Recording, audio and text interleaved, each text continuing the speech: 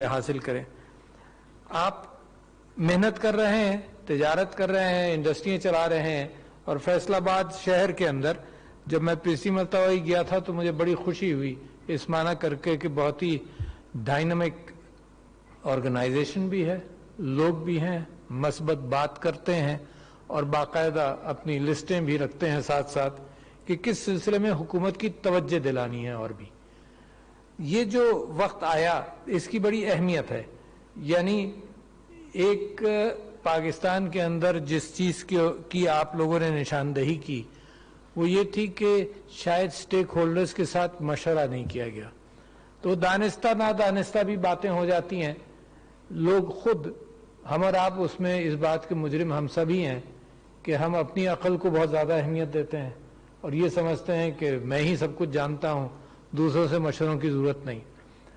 مگر تاریخ ہمیشہ بتاتی رہی ہے, اللہ تعالیٰ حکم دیتا ہے, میرے نبی صلی اللہ علیہ وسلم اس بات کا حکم دیتے رہے کہ مشاورت کرو. کوئی اوپینین کہیں سے ملے گا, کوئی کہیں سے ملے گا, ہر ایک کے دماغ کے اندر اپنے تجربے کی بنیاد پر وہ خود نشاندہی کرے گا کہ کیا چیز اہمیت رکھتی ہے.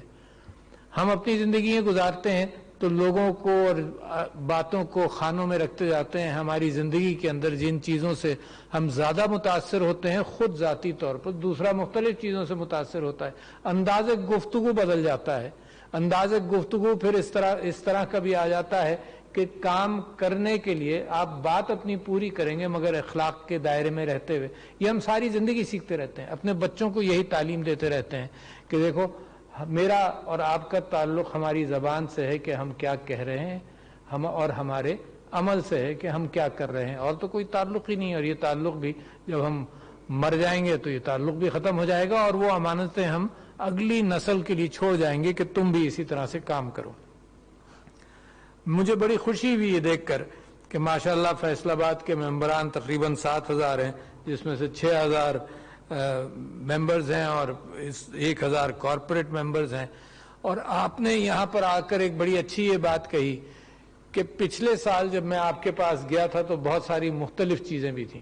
لوگوں کو یقین نہیں تھا کہ پاکستان کی معیشت کس طرف جا رہی ہے, اور ایک الارمسٹ کیفیت ہے جو زیادہ ٹی وی دیکھنے سے دماغ کے اندر بیٹھ جاتی ہے.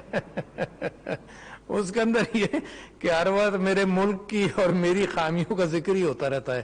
کوئی اچھی بات بڑی مشکل سے جگہ پاتی ہے, وہ صرف اس لیے پاتی ہے کہ وہ سوچتے ہوں گے کہ صرف برائی کرنے کے ساتھ ساتھ کوئی چاشنی اچھائی کی بھی ڈال دو تو شاید لوگ ساری برائیاں سمجھ جائیں. مگر ملک کے اندر بہت کچھ اچھی باتیں ہوئیں.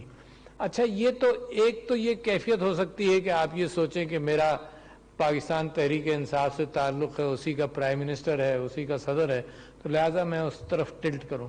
مگر میں جب دیکھتا ہوں ماضی قریب کے اندر, اور میرا ماضی قریب تو کم سے کم تحریک انصاف کے ساتھ 24 سال کا بھی ماضی قریب ہے, کہ جب سے ہم نے یہ دیکھا کہ کن چیزوں نے ملک کو خراب کیا, تو دو چیزیں بڑی صاف صاف ابھر کر آتی ہیں.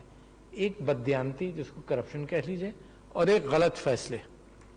اگر دونوں چیزوں کے اعتبار سے کوئی بیلنس بھی ہوتا تو سمجھ میں آتا دونوں چیزیں پورے عروج پر رہیں.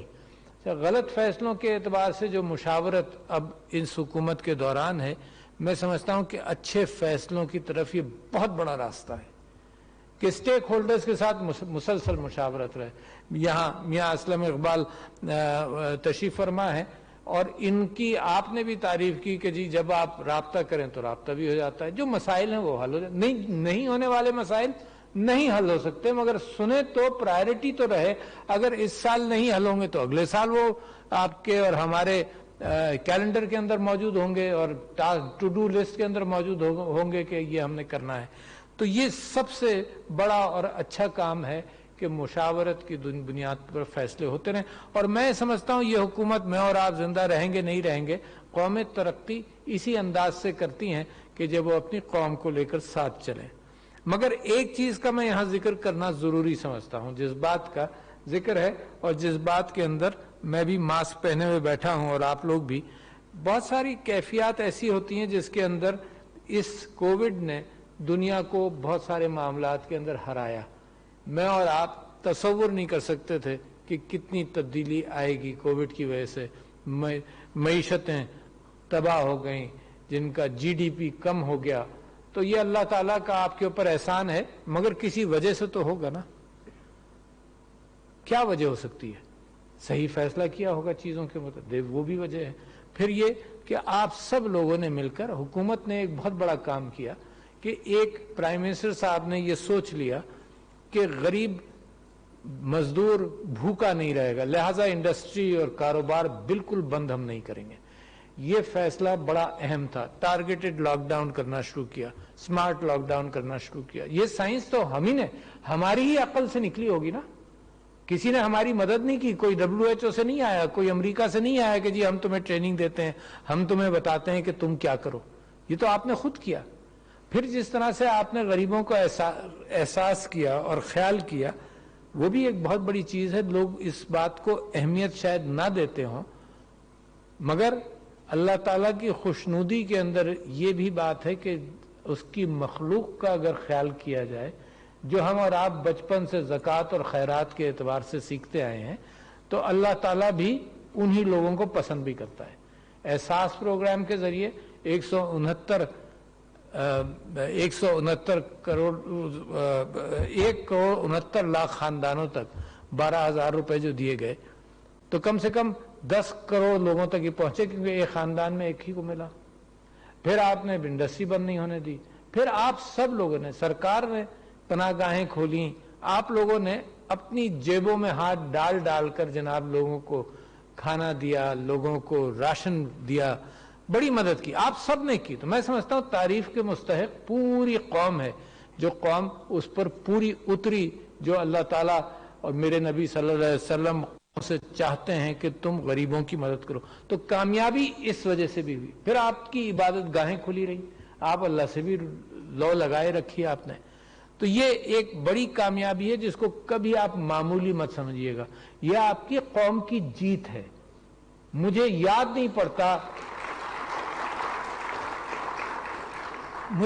نہیں پڑتا میری زندگی کے اندر کوئی ایسی بات ہوئی ہو جس کے اندر ہم یہ فخر سے کہہ سکیں دنیا سے کہ تم ہم سے سیکھ سکتے ہو.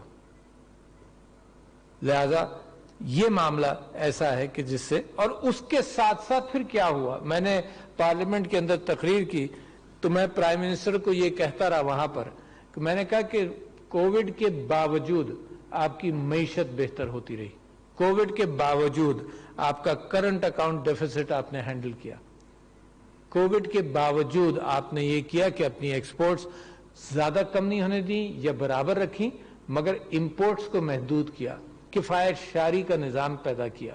تو کرنٹ اکاؤنٹ ڈیفیسٹ کے اندر کوئی $17 ارب کا فرق پڑ گیا. ورنہ یہ نہیں پڑتا نا تو آپ باہر پھر ہاتھ پھیلائے کھڑے ہوتے کہ بھئی $17 ارب ہے، یہ ہم نے امپورٹ زیادہ کر لیا ہے، ایکسپورٹ ہماری کم ہے، ہمیں $17,000 کا اور قرضہ دو. تو آپ نے ایک بوجھ خود بھی قوم پر سے ہٹا لیا، ورنہ یہ قرضے تو واپس کرنے پڑتے.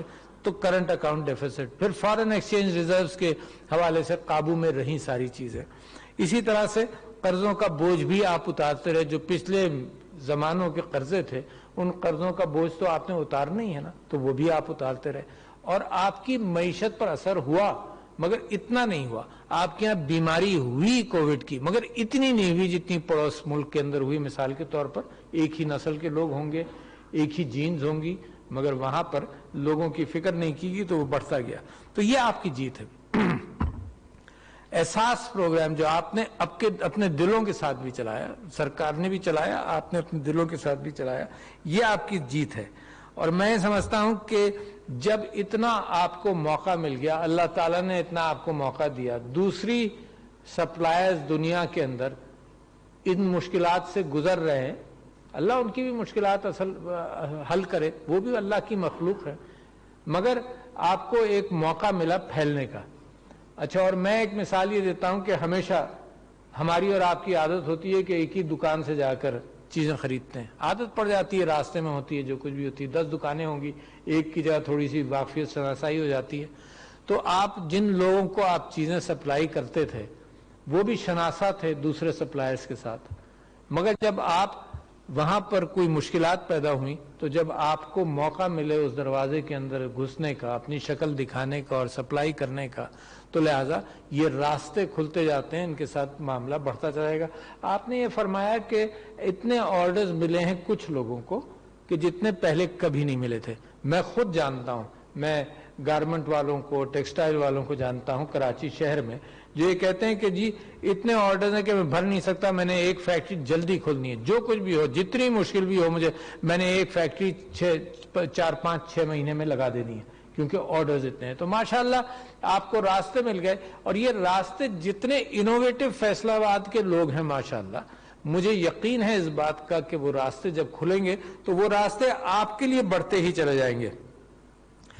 آپ نے کچھ چیزوں کا اور کچھ مسائل کا بھی ذکر کیا، اور میں سمجھتا ہوں کہ وہ کچھ چیزیں میرے بھائی امین اسلم اقبال صاحب بھول گئے، اور مجھے وہ واقعہ یاد آ گیا کہ ہماری پارٹی کے اندر ایک بزرگ رہنما تھے جن کی جمہوریت کے لیے بڑی قربانیاں تھیں، معراج محمد خان صاحب، آپ نے نام بھی سنا ہوگا، وہ سیکرٹری جنرل تھے۔ تو وہ یہ کہتے تھے کہ جب پریس کانفرنس کرنے جاؤ، اور اسلم اقبال صاحب آپ نے اسی پر عمل کیا، کہتے تھے جب پریس کانفرنس کرنے جاؤ یا کہیں کوئی بات کرنی ہو جاؤ تو جو سبق یاد کر کے گئے ہو نا وہی کرنا، کوئی سوال ہو تم اسی سبق پر آنا، تو جو سبق آپ نے یاد کیا ہوا تھا اسی پر سارا ذکر ہوا۔ اچھا مشورہ ہے ویسے وہ جنرلی کہ جو سبق یاد کر کے جاؤ ہر سوال کو ادھر ہی موڑ دینا۔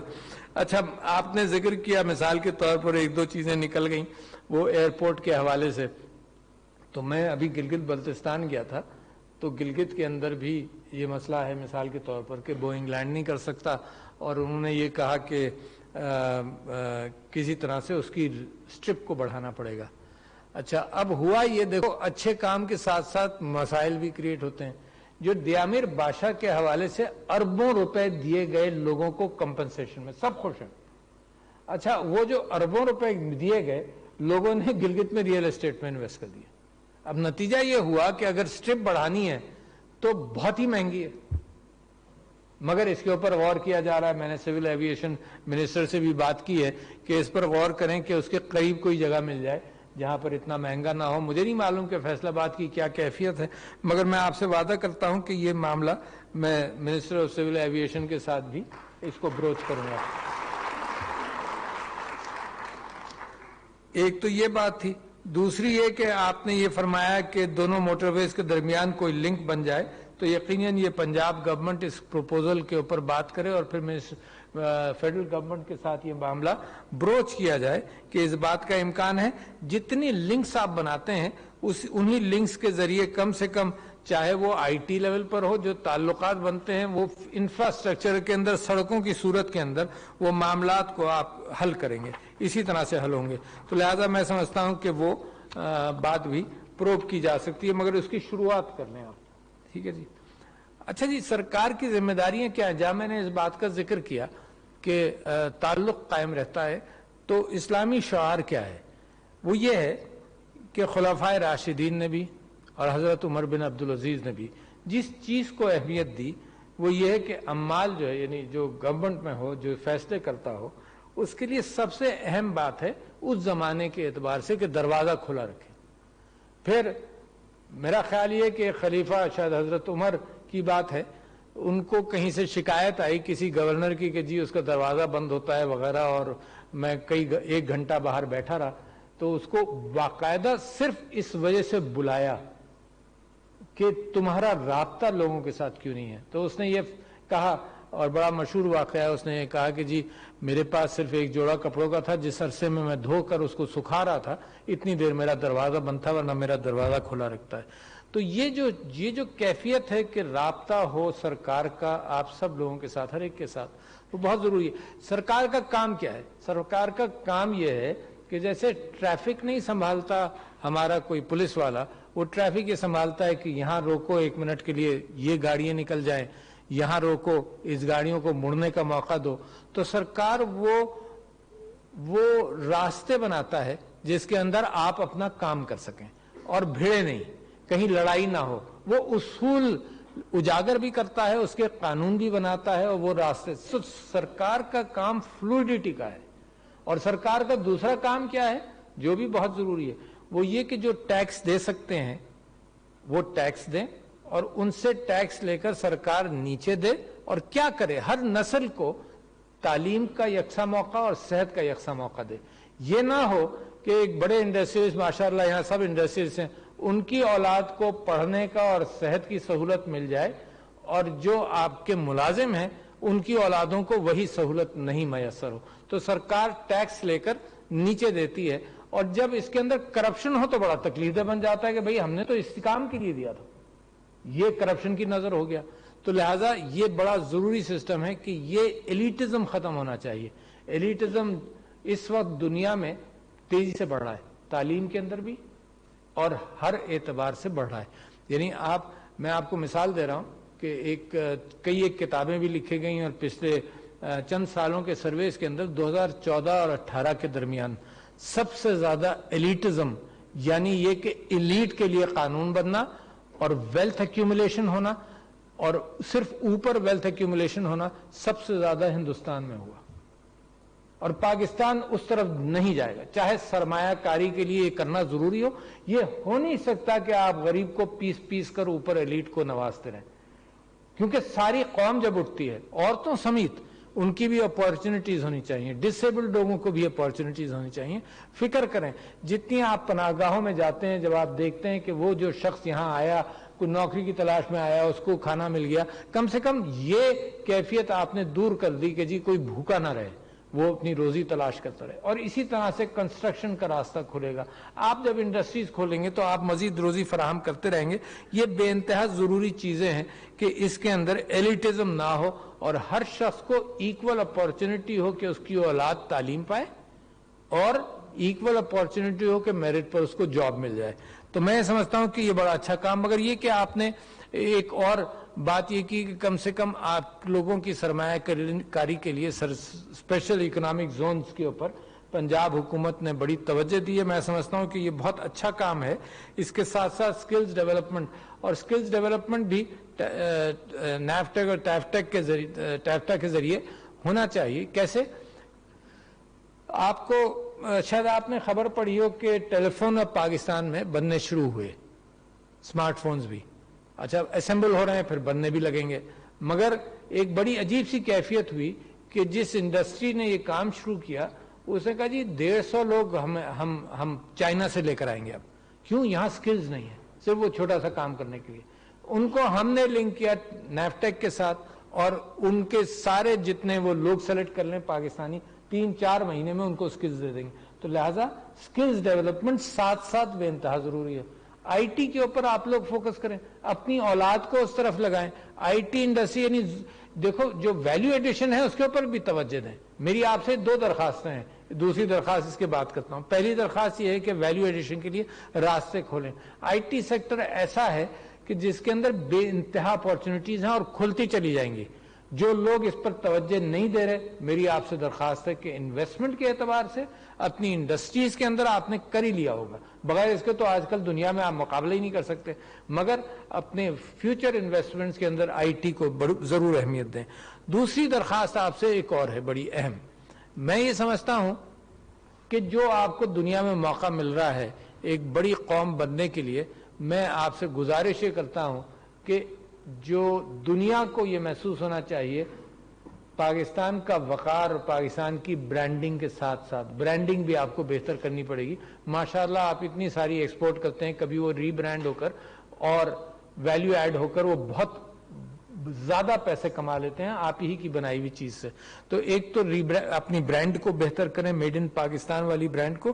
دوسرے یہ کہ جو میں آپ سے ذاتی طور پر درخواست کر رہا ہوں وہ یہ کہ دنیا کے اندر مسلمان کے اعتبار سے آپ کے اوپر لوگوں کو ایسا بھروسہ ہو کہ کوئی پاکستانی جو ہے تاجر دنیا کے ساتھ دھوکہ نہیں کرے گا. یہ ریپوٹیشن بنانا بے انتہا ضروری ہے.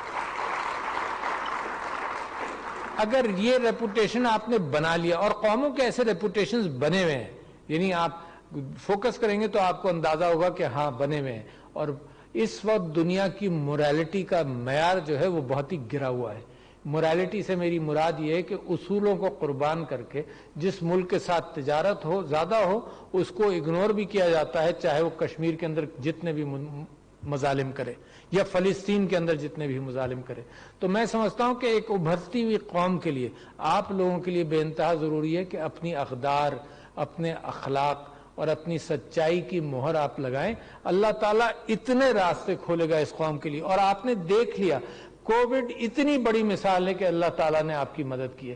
اتنے بڑے راستے کھولے گا کہ اگر آپ اسلامی اقدار اور اسلامی اخلاق کی بنیاد پر اپنا کاروبار بھی کرتے ہیں، ملک بھی ترقی کرے گا، بچے بھی، ان کی بھی تربیت آپ اسی ماحول کے اندر کریں گے. کوئی وجہ نہیں کہ پاکستان ایک بہت بڑی قوم کے طور پر ابھرنا شروع ہو جائے. شکریہ خواتین و حضرات. السلام علیکم.